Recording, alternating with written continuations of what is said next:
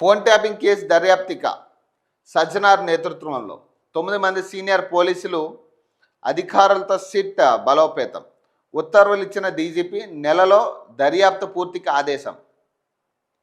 Phone tapping కేసులో రాష్ట్ర ప్రభుత్వం కీలక నిర్ణయం తీసుకుంది. ఈ కేసులో ఇప్పటికే సిట్ దర్యాప్తు కొనసాగిస్తుండగా తాజాగా హైదరాబాద్ పోలీస్ కమిషనర్ సజ్జనార్ నేతృత్వంలో ప్రత్యేక దర్యాప్తు బృందాన్ని ఏర్పాటు చేసింది. కేసు దర్యాప్తును వేగవంతం చేయడానికి సీనియర్ పోలీస్ అధికారులతో బృందాన్ని ఏర్పాటు చేస్తూ డీజీపీ శివధర్ రెడ్డి గురువారం ఉత్తర్వులు జారీ చేశారు. ఈ బృందంలో Ramagundam commissioner amber Kishore, Siddipet CP S M Vijay Kumar, Madhapur DCP రీత్రాజ్, Maheshwaram DCP K Narayana Reddy, రౌహోన్స్ group commander ఎం రవీందర్ రెడ్డి, రాజేంద్ర నగర్ ఏడీసీపీ కేఎస్ రావు, జూబ్లీల్స్ ఏసీపీ వెంకటగిరి, దర్యాప్తు అధికారి అలాగే నాగేంద్రరావు, హెచ్ఎంఆర్ ఎల్, సిహెచ్ శ్రీధర్ను నియమించారు. ఫోన్ ట్యాపింగ్ దర్యాప్తును నెలాఖరు వ్యవధిలో పూర్తి చేయాలని నిర్దేశించారు. ఈ కేసు భిన్న